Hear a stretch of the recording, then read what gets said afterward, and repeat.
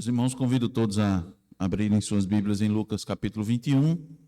Agora vamos estudar do versículo 20 ao versículo 24 e é muito importante que os irmãos estejam bem atentos ao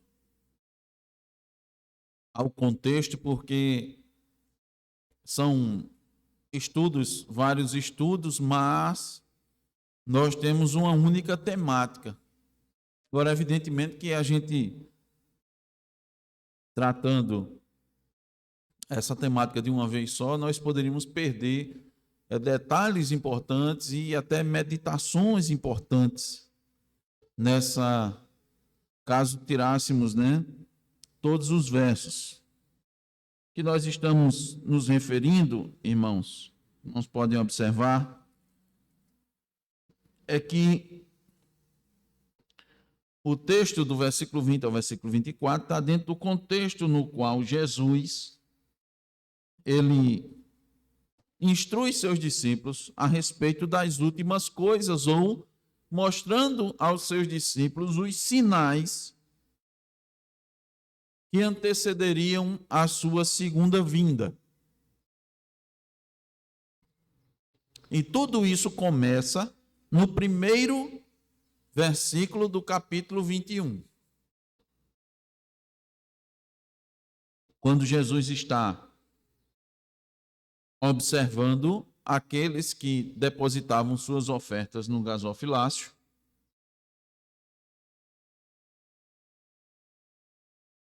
e depois eles saem ali do templo, daquele local, e os discípulos começam a admirar o templo. Então veja que esse é o contexto. Eu quero que os irmãos atentem bem para isso, para a gente compreender melhor o contexto. Então Jesus está observando as ofertas, ele mostra aos discípulos a oferta que vale mais, aquilo que vale mais. Ele continua mostrando aos seus discípulos o conceito de valor do reino de Deus, que é diferente do conceito de valor do mundo. E ele continua falando isso, e depois desse processo eles vão saindo e os discípulos olham o templo e contemplam a estrutura do templo. E Jesus dá uma explicação, lhes diz uma informação que deixa todos chocados. Dias virão em que não ficará pedra sobre pedra. E lá no Monte das Oliveiras, 4 dos seus discípulos vão perguntar a Jesus: quando é que isso vai acontecer? Eles ficaram todos muito admirados em Jesus lhes dizer, em trazer essa informação. Jesus, como pode esse templo aqui, esse belo templo, essa estrutura magnífica, maravilhosa? Inclusive foi o próprio Herodes que mandou reformar. O imperador não foi nem com os recursos dos judeus. Certamente isso aqui está protegido pelo Estado, não é? Está protegido pelo Estado. E aí Jesus vai lhes dar as instruções sobre aquilo que iria acontecer. Atentem bem, irmãos, sobre o que iria acontecer muito em breve e também durante todo o tempo até a sua segunda vinda. Então, o que é importante aqui? Nós vamos ler esses textos aqui, entendendo que Jesus vai falar a respeito de acontecimentos que vão se dar em pouco tempo e também em muito tempo. Um tempo tal que nós não sabemos, porque nem a Bíblia afirma, não nos dá com precisão. Então, é esse o contexto que nós estamos até chegar aqui no versículo 20, que diz: Quando, porém, vinde Jerusalém, sitiada de exércitos, sabei que está próxima a sua devastação. Então os que estiverem na Judéia fujam para os montes, os que se encontrarem dentro da cidade, retirem-se, e os que estiverem nos campos, não entrem nela. Ou seja, não entrem em Jerusalém. Porque estes dias são de vingança para se cumprir tudo o que está escrito. Ai das que estiverem grávidas e das que amamentarem naqueles dias, porque haverá grande aflição na terra e ira contra este povo. Cairão a fio de espada e serão levados cativos para todas as nações, e até que os tempos dos gentios se completem, Jerusalém será pisada por eles. Amém. Vamos orar. Senhor, continuamos a te rogar o teu favor, ó Deus, com o qual o Senhor tem nos agraciado durante esses tempos, porque o Senhor tem nos dado a tua palavra, Senhor, e sabemos que não há riqueza maior do que esta. Então, continuamos a te pedir, Senhor, as tuas grandes riquezas, imensas riquezas, as riquezas que estão, ó Deus, em Cristo Jesus. E por Cristo Jesus. Nós te pedimos, ó Deus, a tua graça e o teu favor nessa manhã, para trazer, Senhor, a tua mensagem, aquilo que os teus eleitos necessitam. Então, ó Deus, nos usa para a glória do teu nome. É um rogo, é um pedido, ó Deus, porque nós não podemos ser usados por nós mesmos. Não há esforço, ó Deus, que seja suficiente para cumprir com esse propósito, senão, ó Deus, com a operação bendita e por meio da operação bendita do teu Espírito. Que a tua palavra é espiritual, ó Deus, a tua palavra não é retórica, a tua palavra não é, ó Senhor, dada a conhecer pelo destilado da sabedoria humana, mas tão somente, ó Deus, pela compreensão que só o Espírito Santo dá. É o que nós te pedimos, ó Senhor, graça e favor, para o que fala e para os que ouvem, te pedimos no nome de Jesus. Amém.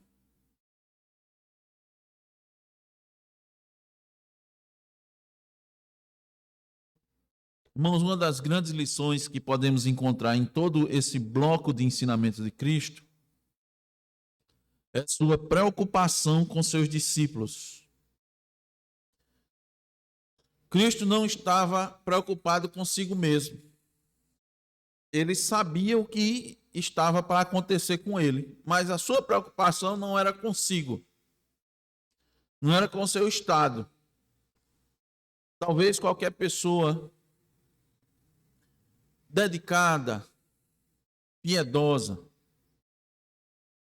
talvez sabendo daquilo que viesse a acontecer com ela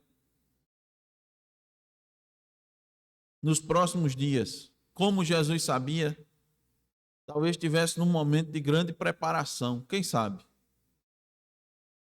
Recluso,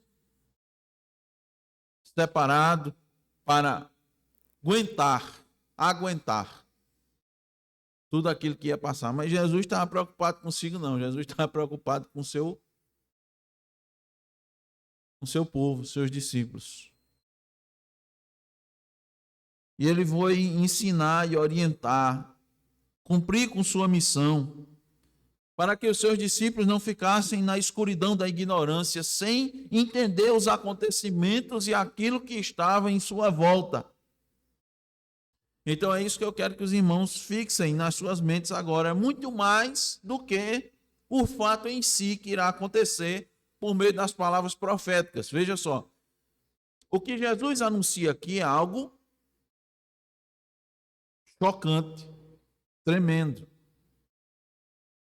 É claro que nós devemos ter isso em mente, mas, mais ainda, é sobre as lições que nós devemos tirar desse momento em ver o Senhor Jesus Cristo preocupado em ensinar, em instruir os seus.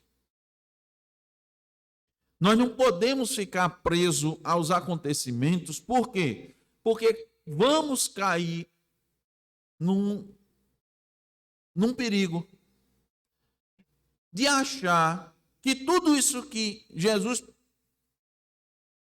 previu e aconteceu, no perigo de achar que isso fez parte apenas de um momento da história. E não tem ligação conosco. Não tem nenhuma ligação porque Cristo já previu, já aconteceu, então agora é entender, saber disso, se lembrar e pronto. Irmão, nós não temos como prever nada do futuro. Mas nós podemos estar certos de que o nosso Senhor nos dá a direção sempre de como devemos proceder e como interpretar o mundo. Então é isso que eu quero mostrar para os irmãos. Cristo nos dá a direção como deu aqueles seus discípulos naquele momento. Como é que ele nos dá a direção? Tudo isso está na sua palavra. Nós acabamos de ler no momento devocional. Irmãos, milagres, testemunhos. Ó, essa passagem, irmãos, depõe contra os testemunhos dentro da igreja. O rico disse ao pai Abraão: se alguém ressuscitar dos mortos e for testemunhar, as pessoas vão crer. E ele disse: não vão crer. Não vão crer. Se tem uma coisa na qual eles vão crer, é na palavra. Está ali resumida em Moisés e os profetas. Está muito claro. Cristo nos dá a direção para as nossas vidas por meio da sua palavra. Na sua palavra estão as instruções que nós necessitamos para o nosso dia a dia. Veja, o nosso dia a dia, então aquilo que aconteceu com Jerusalém, que nós vamos ver aqui em detalhes, tem a ver com o nosso dia a dia, com a nossa vida.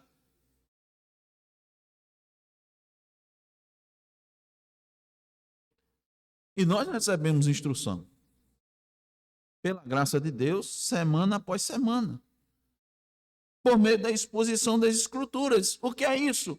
Do mesmo jeito, irmãos, da mesma forma que Cristo estava naquele momento cuidando dos seus discípulos, instruindo, ele hoje continua fazendo a mesma coisa. Só que agora ele não está presente fisicamente. Ele está no meio de nós, quando nós nos reunimos e cantamos os salmos. Ele está falando conosco quando a Escritura é aberta e exposta com fidelidade. Cristo está falando. É a mesma coisa. Quando você se reúne no seu lar, na sua casa, abre a Bíblia e expõe, Cristo está falando. Quando você está lendo as Escrituras e o Espírito Santo está ali te conduzindo, Cristo está ensinando. Ele está presente. No contexto, Cristo está dizendo aos seus discípulos que, além do templo, que não iria ficar pedra sobre pedra, a grande e admirada Jerusalém iria sofrer um cerco e ser subjugada. Então, o que é que Cristo já havia dito, irmãos, sobre sua segunda vinda? Deixa eu lembrar para os irmãos que o templo ia ser derribado. Não foi? O que é que nós aprendemos desse momento em que vimos a Cristo anunciando a derribada do templo? Primeiro, não devemos ficar impressionados com as aparências. Os discípulos estavam impressionados com as pedras, com as colunas. Não fique.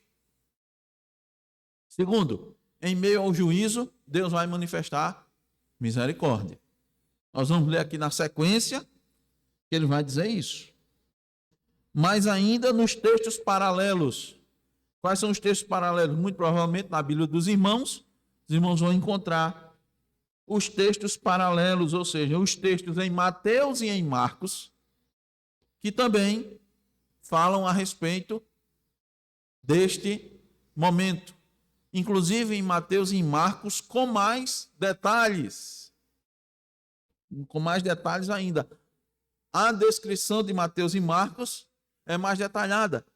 Há comentaristas que dizem que essa descrição aqui de Jerusalém sitiada é um resumo que Lucas faz daquilo que Mateus e Marcos descrevem com mais detalhamento. Então está lá em Mateus 24, do 15 ao 28, e em Marcos 13, do 14 ao 23. Então Cristo falou da derribada, falou dos primeiros sinais da sua vinda. Nós aprendemos sobre isso também. Quais foram os primeiros sinais da sua vinda? Primeiro, nós vimos, vai ser demorada. Não vai ser de imediato. Como os tessalonicenses estavam pensando. Veja, irmãos, olha a necessidade. Como a igreja precisa sempre de orientação, de instrução. Os tessalonicenses não entenderam essa palavra de Jesus Cristo. Eles achavam que ia acontecer logo, pararam de trabalhar, não foi? Foi isso, João, que aconteceu? Pararam de trabalhar, estavam dando trabalho, estavam andando na casa dos irmãos, fofocando, dando o maior trabalho. Paulo precisou escrever 2 epístolas. Escreveu a primeira e ainda não se consertaram, ele ainda escreveu a segunda. Então, a igreja, irmão, precisa sempre estar sendo instruída. Sempre tem necessidade. Então ele disse, olha, primeiro vai ser demorada. Então você não fique aí se admirando. E disse mais, daqui até quando eu venha, vão acontecer muitos eventos. Não vai ser só um evento. Não vai ser só nenhum momento, em um momento, vão ser vários. Nação contra nação, terremotos, epidemias. Você vai dizer, o coronavírus, não se espante não. Já houveram outras epidemias no mundo, né? E você não pensa que isso é um sinal, não? Epidemias. Fome em vários lugares. Nunca se produziu tanto alimento, irmão, no mundo, né? Como nos dias de hoje. E nunca se desperdiçou tanto. E tanta gente morrendo de fome. Você acha que isso é o quê? É por conta do capitalismo selvagem? Não, irmãos. Em lugares, em regimes as pessoas não eram capitalistas, muitos morreram e morreram muito mais de fome. Não se diz, você não vai escutar isso por aí não. Mas basta você fazer uma verificação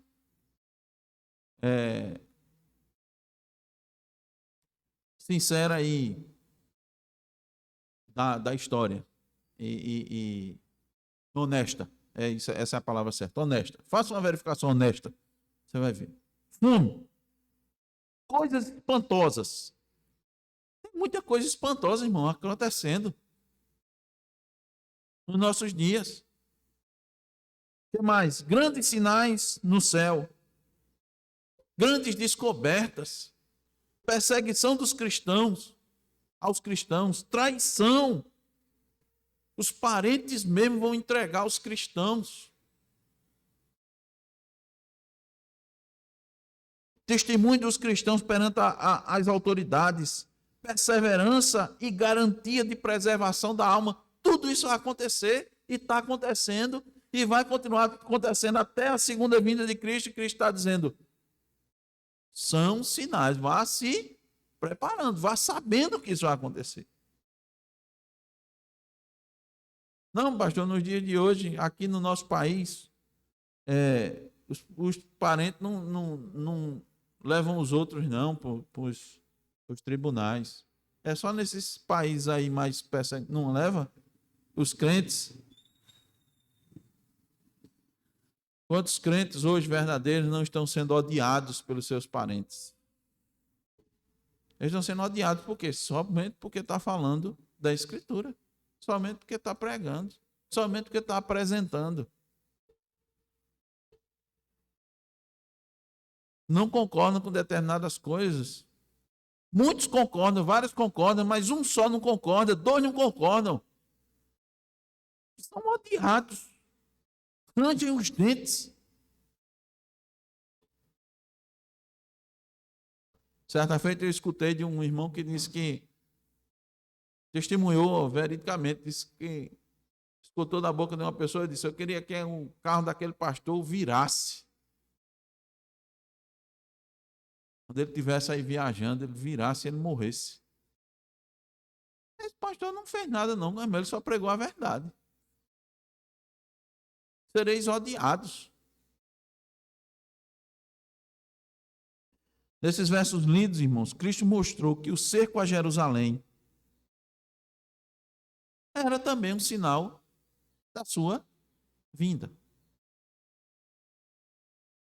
Segundo Matthew Henry, a destruição de Jerusalém e a total dispersão da nação judaica seria um pequeno dia de julgamento, um tipo e figura da segunda vinda de Cristo. E eu creio piamente nisso.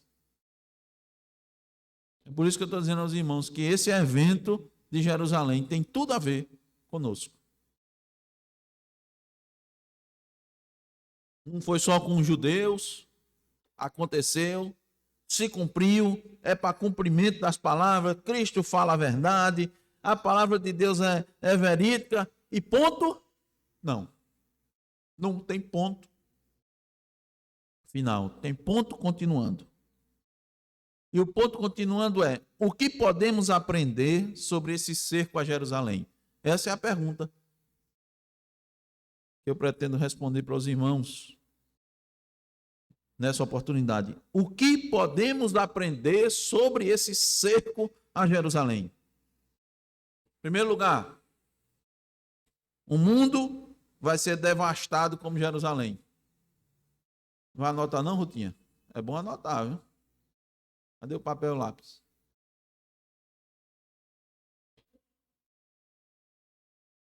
O mundo será devastado como Jerusalém. Versículo 20, novamente. Quando porém virdes Jerusalém sitiada de exércitos, saber que está próxima a sua devastação. O que é que isso nos ensina? Que nós não podemos esperar outra coisa desse mundo, senão devastação, por meio do juízo, que vai acontecer como aconteceu em Jerusalém, que durante muitos séculos foi o lugar em que se manifestou a presença de Deus.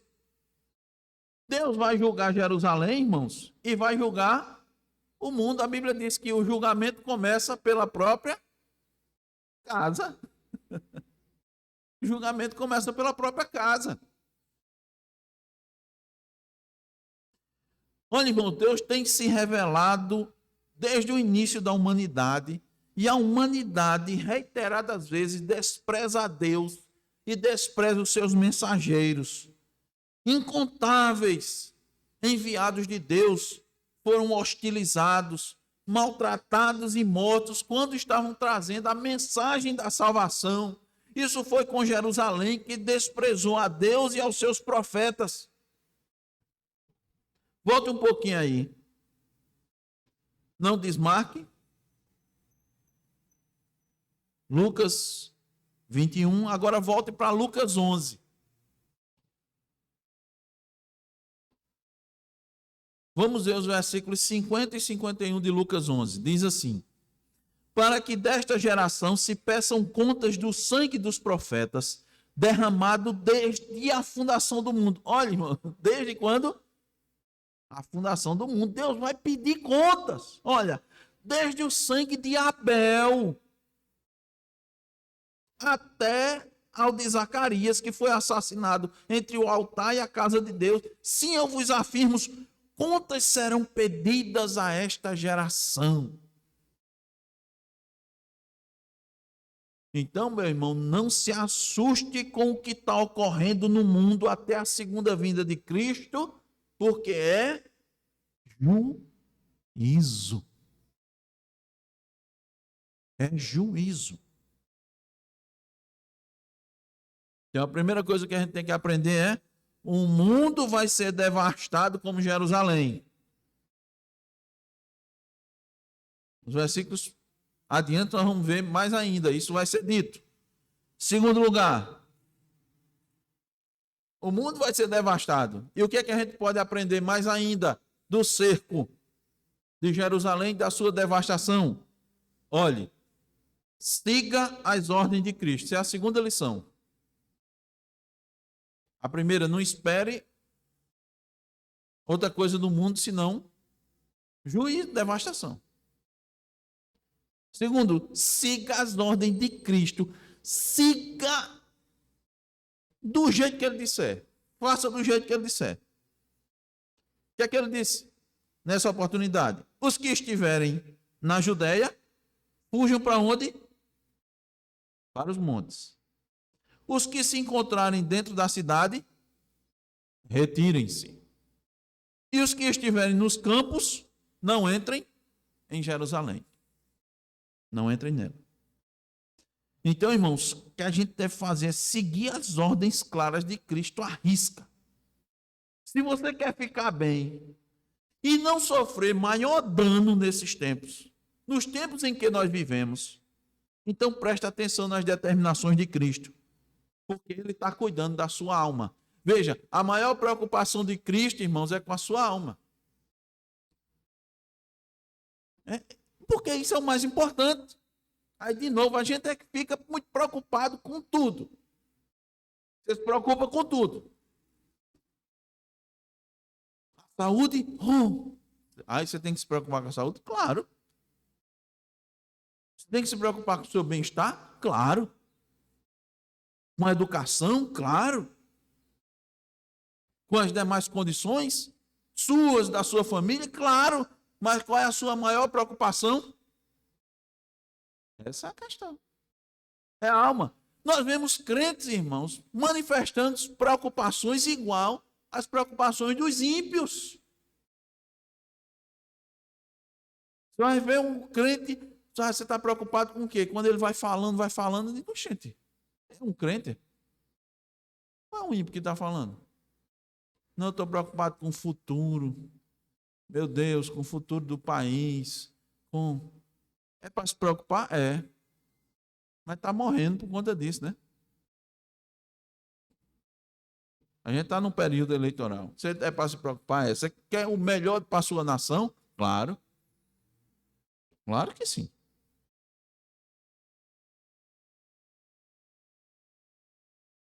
A gente estava conversando com o irmão e a gente vê. Então, mas por que você vai votar em fulano, né? Quando você vê os motivos, irmão, motivo do cristão é motivo de ímpio. Ele está preocupado com o quê? Ele está preocupado com a economia, com a saúde, com arroxo financeiro ou não. Paulo diz, irmãos, claramente, ore pelas autoridades. Sempre lembra os irmãos, quando Paulo mandou orar pelas autoridades, quem era a autoridade na época era Nero. Nero. Agora, sabe por que é que ele disse para orar pelas autoridades? Para que a igreja tenha vida tranquila. Olha a preocupação de Paulo, era o quê? A igreja. Agora, quando você está votando, você está pensando na igreja? Tá? Você está pensando no seu emprego?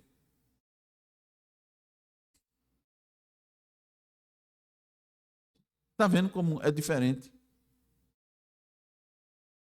Qual é a preocupação maior? A alma. Qual é a preocupação maior de Cristo com aqueles seus ali?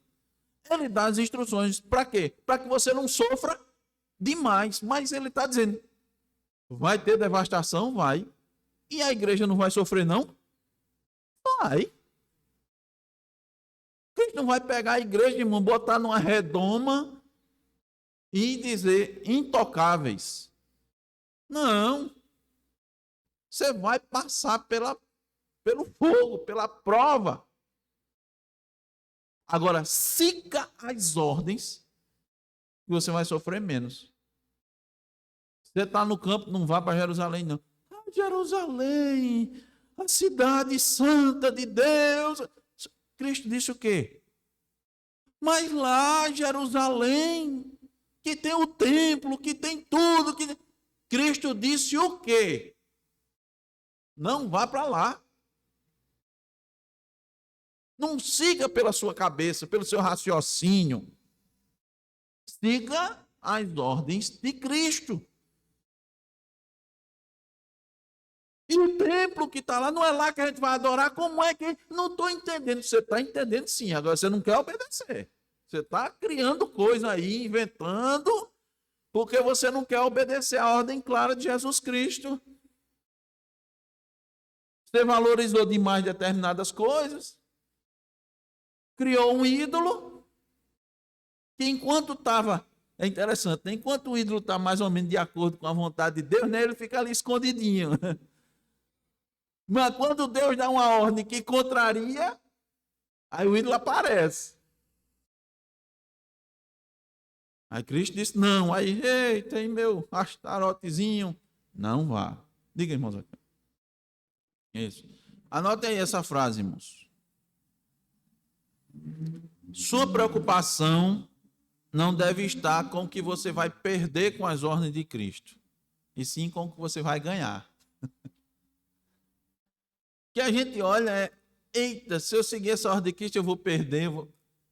Você não perde. Com Cristo, seguindo as ordens de Cristo, nós nunca perdemos. Nós só ganhamos. Nós só ganhamos. A mulher de Ló, irmão, certamente estava preocupada com o que perdeu. A mulher de Ló estava preocupada com o que deixou para trás. Os genros das minhas filhas, né? Os genros, o que será dos genros das minhas filhas? Meus filhos não quiseram vir, não. Deixa para trás. A casa, a gente morava numa cabana lá com Abraão, e agora Deus nos deu uma casa. E deu para mobiliar a casa. Ló era um homem respeitado aqui, era um juiz. Um juiz. E agora ele vai ser o quê? Em outro lugar. Não se preocupe. Meus amigos, meus vizinhos, tudo que a gente conquistou está ali. Pronto. É o que aconteceu. Ela se preocupou com o que ia perder, mas não atentou com o que ia ganhar. Então, irmãos, você abandona uma cidade e um país sempre que vê que Deus abandonou e entregou à ruína. Abandone qualquer coisa que Deus não, em resumo, não abençoa. Deus não estava abençoando Jerusalém. Deus estava mandando juízo sobre Jerusalém. Você vai se apegar a ela? Você vai receber juízo. Por isso que tem a expressão, sai dela, povo meu. Sai de onde? Sai de onde não tem a bênção de Deus. Sai de onde Deus está mandando você sair. E vá para onde Deus está mandando você ir. Quando chegar nesse dia, fuja para onde? Para os montes. Quem estiver no campo, não volte para Jerusalém. E quem estiver em Jerusalém, saia dela. Pastor, isso existe nos nossos tempos? Sim. Não é só naquele tempo, não. Não é só quando a pressão vier, não. Hein? Os soldados vieram assim, estiver cercando aqui, Delmiro Gouveia. Enfim, não. Não valorize nada que Deus não valoriza. Não se iluda ou dê importância ao que Deus considera vão. Jerusalém tinha pompa, tinha riqueza, tinha um templo maravilhoso, tinha fama. mas não tinha Deus, porque ele desprezou a Deus. Olha o versículo 22.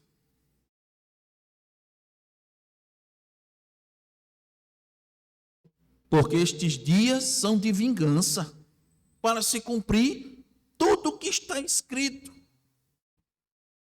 Dia de vingança. Não foi Cristo que disse, irmão? Então vamos crer, né? No que Cristo disse. Às vezes a gente está vendo que em determinada coisa não tem a bênção de Deus. Deus não está abençoando. Deus está ali julgando e a gente fica insistindo. Tem muitos lugares ricos e desejados que estão sob maldição. Irmãos, tem muitas igrejas pomposas, ricas, que estão sob maldição. Tem muita coisa que era para ser boa, mas está sob maldição. Jerusalém era para ser uma bênção, mas estava sob maldição. Quem disse isso? Cristo. E ele disse, eu estou dizendo, e estava escrito. Já estava escrito. Era para eles saberem disso? Era por quê? Porque eles desprezaram a palavra verdadeira. Eles desprezaram os profetas. Desprezaram o próprio Cristo e vão sofrer a vingança do nosso Deus. Deus rejeitou Judá e vai rejeitar todos quantos não amam seu filho. Quem tem um filho tem a vida, mas aquele que permanece rebelde, a ira de Deus sobre ele permanece.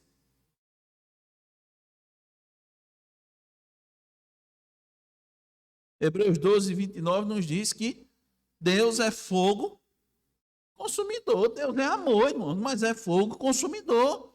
Os profetas haviam anunciado esse juízo em caso de desobediência. Por isso que Cristo disse, tudo o que está escrito para se cumprir. Quem tinha dito? Jeremias. Se você for ver lá, Jeremias 18, 9 a 11, Daniel 9, 27, Zacarias 11, 6, Malaquias 3, 1 e 2. Estava escrito. Isso é para se cumprir. 23. Ai das que estiverem grávidas e das que amamentarem naqueles dias, porque haverá grande aflição na terra e ira contra este povo. Grande aflição na terra e ira com este povo. Deus, por meio de Cristo Jesus, se preocupou com os mais vulneráveis. As mulheres grávidas, as lactantes, por causa da aflição que ocorreria em breve, como também está ocorrendo no fim dos tempos. Nos nossos tempos, irmãos, há também, fazer uma aplicação rápida aqui, breve, a aflição vai haver, a coisa vai piorar. Veja, são sinais, né? Mas vai piorar. Nós vamos ver na sequência e nos textos paralelos que diz que a coisa está apertando, está apertando. Recentemente nós tivemos um problema aí com as mulheres grávidas. As mulheres, irmãos, estavam com medo de engravidar. Foi no nosso país. Estão lembrados que associaram a Zika a um problema? Crianças nascendo com o quê?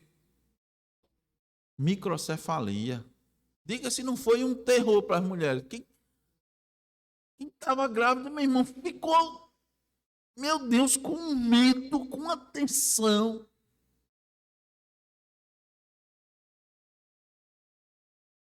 Aí de novo eu pergunto, quem tinha ouvido falar disso? Quem já tinha ouvido falar disso? E aparecendo nessa aqui.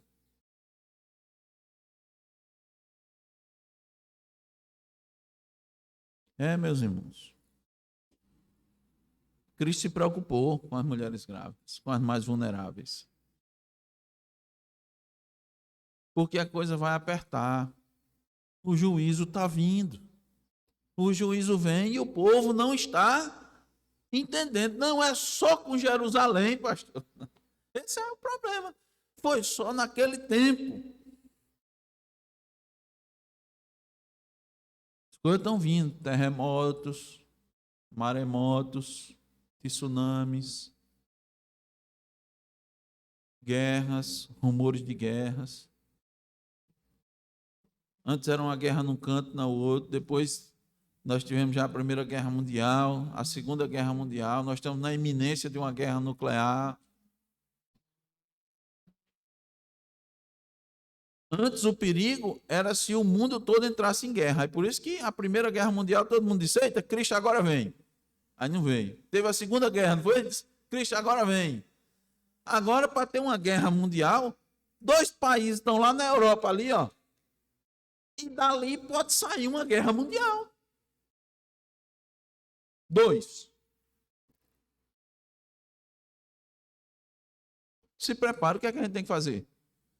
Se prepare. Está preparado? Essa é a questão. Está preparado? Está ouvindo as ordens de Jesus Cristo? Está seguindo as suas ordens?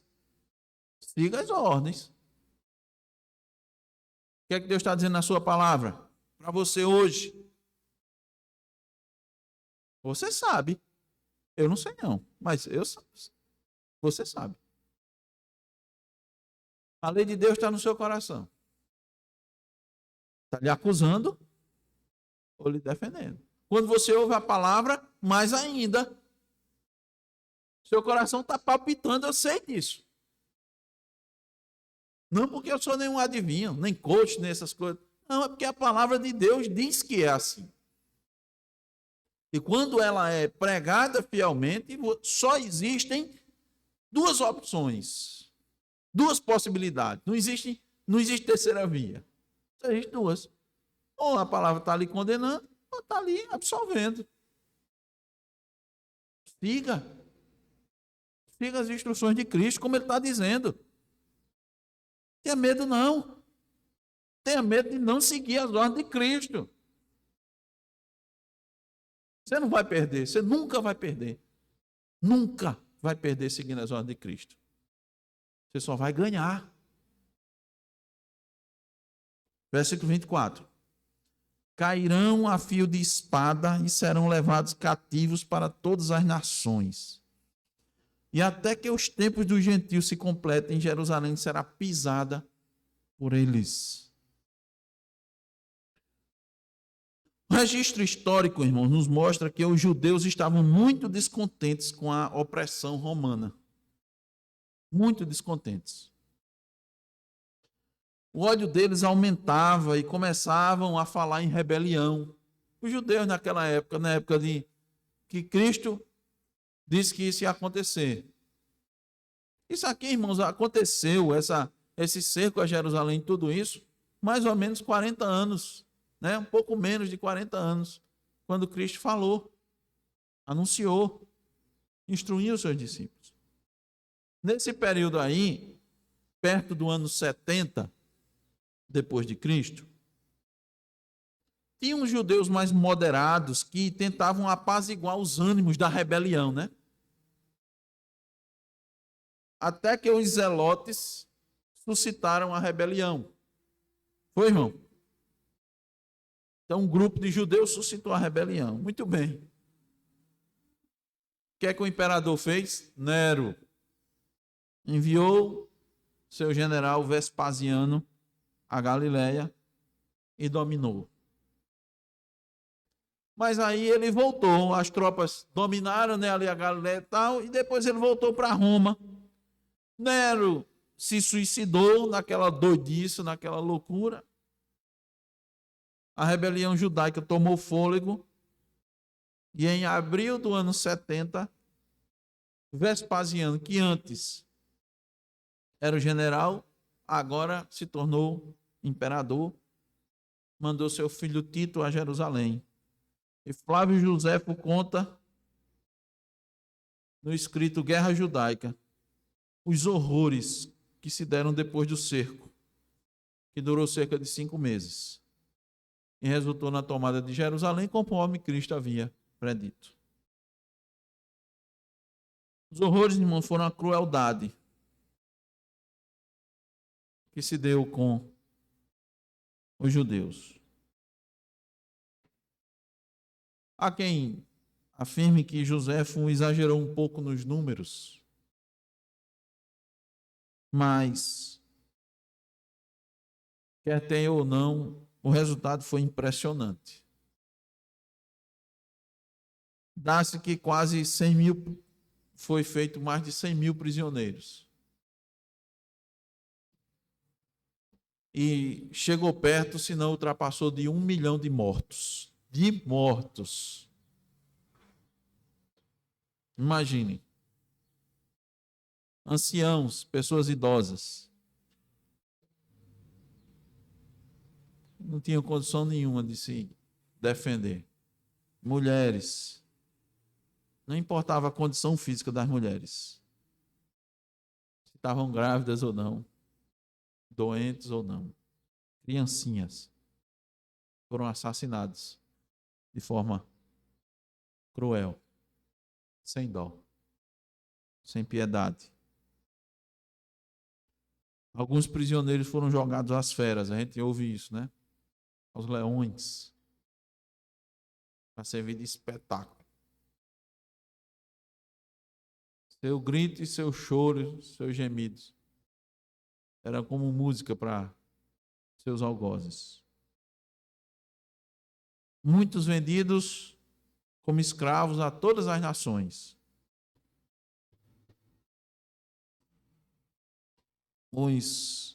Diz Joséfo que os cativos mais fortes e de melhor aspecto foram exibidos em procissão triunfal entrando em Roma. Foi assim que se deu. Isso porque, irmãos, o juízo tinha sido anunciado. E nesses tempos, tem acontecido alguma coisa assim? Eu pergunto, quantos não morrem nos nossos dias de forma cruel e violenta? Quantos?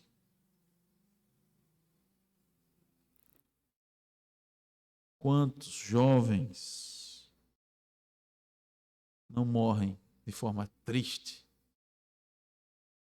que dilaceram seus pais e suas mães?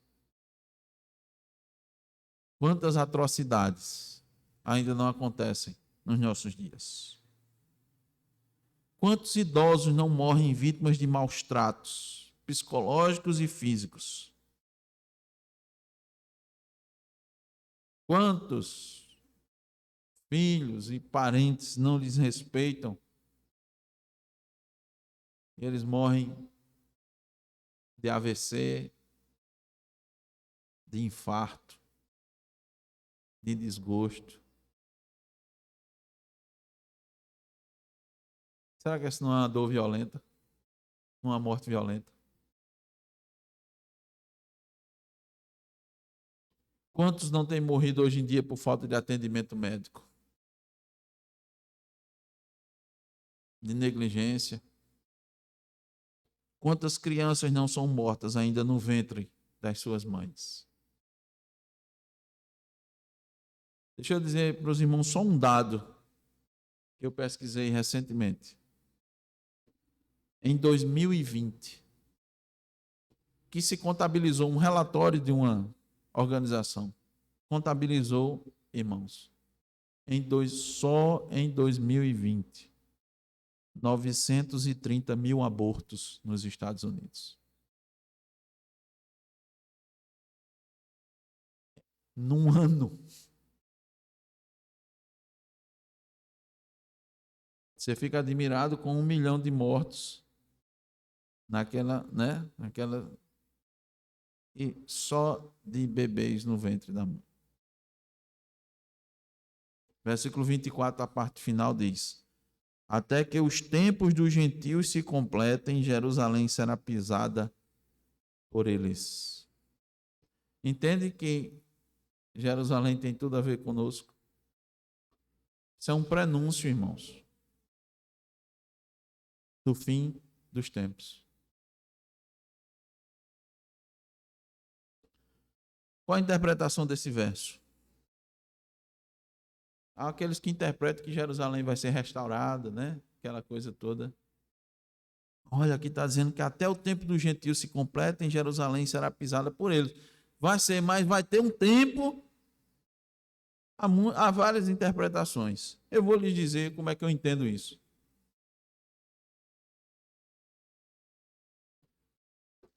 Jerusalém será pisada até que Cristo venha, que será o tempo dos gentios se completar. Será o tempo do evangelho alcançar todos os gentios. É isso que eu entendo. Então, meus irmãos, nós aprendemos aqui com esse cerco de Jerusalém, sua devastação, que o mundo será devastado. O mundo hoje está sofrendo por causa da ira de Deus. Porque eles desprezaram, têm desprezado a palavra de Deus. Essas coisas que acontecem aí no mundo é o justo juízo e castigo de Deus. São as consequências, mas pastor, são as consequências das escolhas dos homens. Será que sabe por quê? Porque o homem abandonou a lei de Deus e seguiu sua própria lei. E o que ele está hoje é colhendo isso. Mas não é fruto somente da sua escolha, não. Porque o justo e soberano juiz, ele pode manifestar ou não misericórdia. Ele pode manifestar ou não graça. E tem sido longânimo, viu? Porque se não fosse, irmão, seu decreto e ainda aqueles que ele há de chamar para si, se não fosse isso, esse mundo já estava destruído.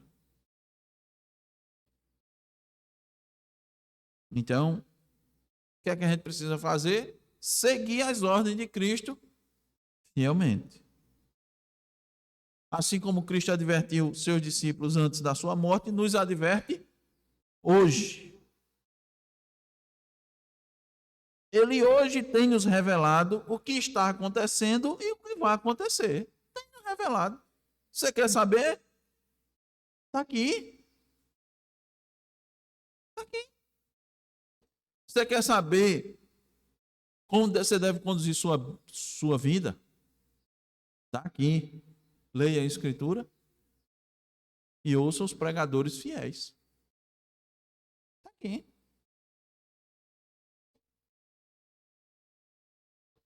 E a gente deve fugir? Sim. Ele não mandou fugir? Sim. Quando Deus manda fugir, quando Cristo manda fugir, fuja. Não queira ser forte e enfrentar, não. Ele diz, fuja para escapar do perigo. Fuja para escapar do perigo desse mundo. Fuja de onde a bênção de Deus não está. Fuja de onde está a ira de Deus sobre aquele local, sobre aquela pessoa, sobre o que quer que seja. Foi isso que ele disse. Fujam para os montes. Então, irmãos, Cristo nos instrui para que fiquemos cientes de tudo isso. E, claro, não só cientes, mas preparados para o que há de vir. Para que em meio a tudo isso, a gente venha a glorificar o seu nome. Glorificar o seu nome. Que Deus nos ajude, irmãos. Amém. Vamos ficar de pé e vamos orar. Com essa oração a gente encerra o momento dominical matutino.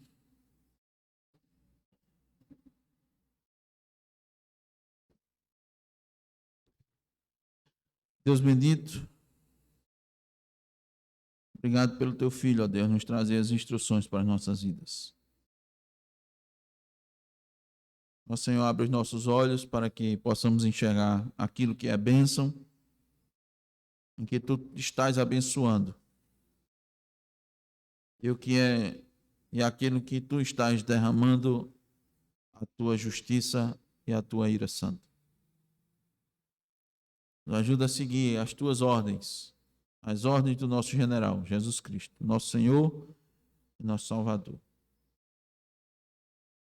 Para que possamos passar, ó Deus, por esses momentos, honrando, glorificando o teu nome, até que o Senhor nos chame, até que Cristo retorne.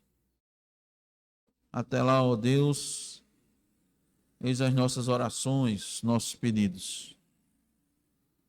Pedimos pelo concílio dos irmãos Adams, Alain e André Luiz, que já se aproximam. Pedimos pelos irmãos que pretendem prestar concurso público. Que Deus os oriente e com a visão correta, ó Deus do mundo, com a cosmovisão cristã, eles benigam o teu santo nome. Pedimos por aqueles que têm estudado a confissão de fé e rogamos que a tua palavra lhes seja implantada nos corações. Pela igreja de Petrolândia, ó Deus, que está sem um pastor efetivo. E rogamos pela saúde do irmão, do primo do irmão Pedro André, que sofreu, ó Deus, sofreu queimaduras por todo o corpo.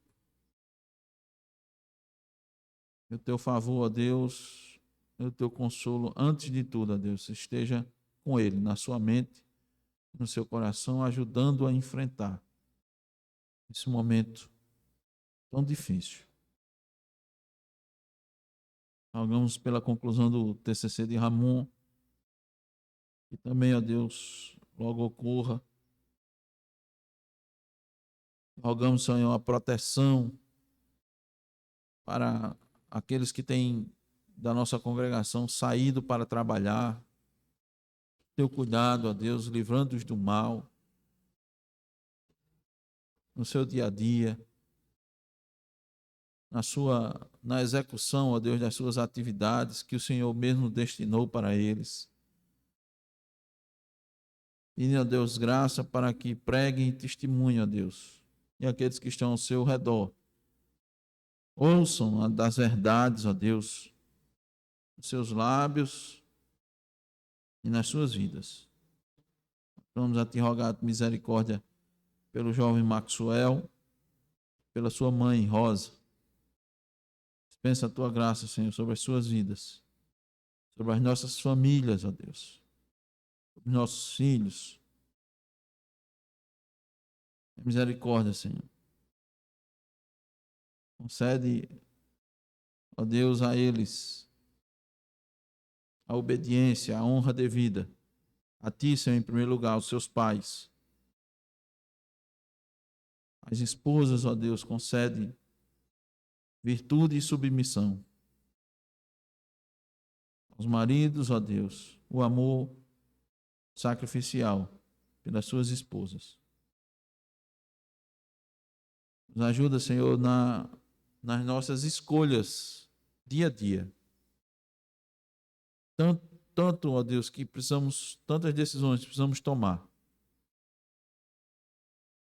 Que elas, ó Deus, elas te bendigam. Dá-nos sabedoria, ó Deus, porque fácil, ó Deus, seguir os nossos pensamentos e seguir até, Senhor, a ideia do mundo.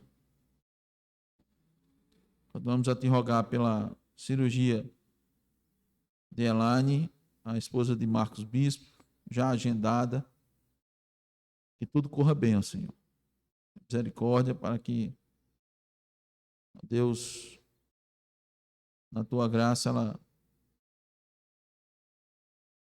ela seja, ó Deus, livrada dessas incômodos, dessas dificuldades. E bendiga o teu nome, ó Deus. Tanto ela como a sua família. Compreenda a necessidade, ó Deus, que temos de ti. Rogamos pela programação, ó Deus, da vinda do pastor Dória com a exposição do módulo de pregação expositiva que visa, Senhor, tão somente preparar melhor, Senhor, a tua igreja para pregar a tua palavra. Traz o pastor aqui, Senhor, e todos quantos o Senhor desejar, para que esteja aqui conosco, Senhor. Tem misericórdia. Continua nos orientando nas escolhas, ó Deus, na escolha dos governantes agora para o segundo turno. E nos dá, Senhor, moderação e equilíbrio até lá. Para que a gente não desonre o teu nome, Senhor, nas palavras e nas ações no que se refere a esse pleito. Pedimos pelo irmão Edson, que vai submeter a um treinamento, Senhor, que o Senhor o guarde e o dê capacitação suficiente e necessária, para que ele também, ó Senhor, se bendiga naquilo que ele deseja e pensa em fazer. Guia os seus passos. Nós te rogamos no nome de Jesus. Amém. Amém. Encerra.